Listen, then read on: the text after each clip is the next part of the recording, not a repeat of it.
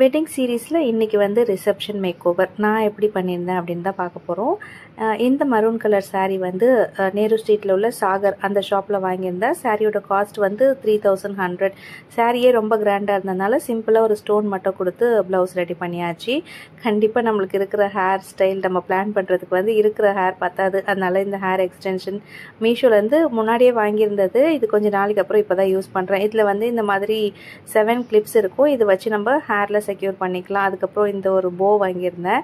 Artificial flower அது இந்த சாரீக்கு மேட்ச் பண்ணுறதுக்கு ரொம்பவே நல்லா இருந்தது.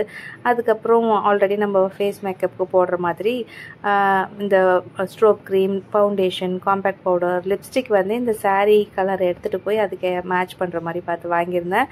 ஃபைனலாக இந்த கோல்டன் ஸ்ட்ரோப் க்ரீமும் நான் வந்து இந்த டைம் யூஸ் பண்ணியிருந்தேன். சூப்பராகவே இருந்தது. அதுக்கப்புறம் இந்த சோக்கர் செட் இதுவுமே ஒரு முன்னாடி ஒரு ஃபங்க்ஷனுக்கு வாங்கினது தான். ஸோ அதையே யூஸ் பண்ணிக்கலாம் அப்படின்னு சொல்லிட்டு அந்த சோக்கரும் அந்த இயர் பீஸ் மட்டும் நான் வந்து வேர் பண்ணிக்கிட்டேன். சாரீ வந்துட்டு இந்த மாதிரி சிங்கிள் ப்ளீட்டில் வேர் பண்ணியிருந்தேன். ஃபைனல் லுக் இப்படி தான் இருந்தது. எனக்கும் ரொம்ப பிடிச்சிருந்தது. நிறைய பேர் காம்ப்ளிமெண்ட்டும் பண்ணியிருந்தாங்க. ஃபங்க்ஷன் ஓரளவுக்கு முடிஞ்சதுக்கப்புறம் இந்த ஆடல் பாடல் நிகழ்ச்சி ஆரம்பிச்சாச்சு.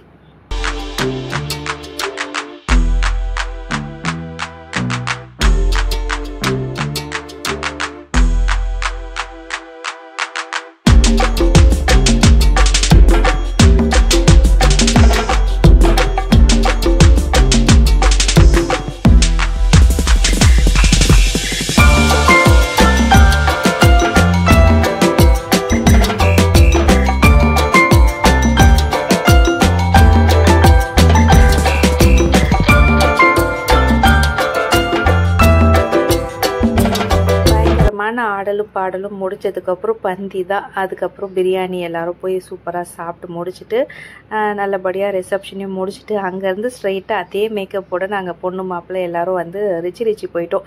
12 o'clock ஒரு ஐஸ்கிரீம் சாப்பிட்டு வீட்டுக்கு எல்லாருமே வந்தாச்சு.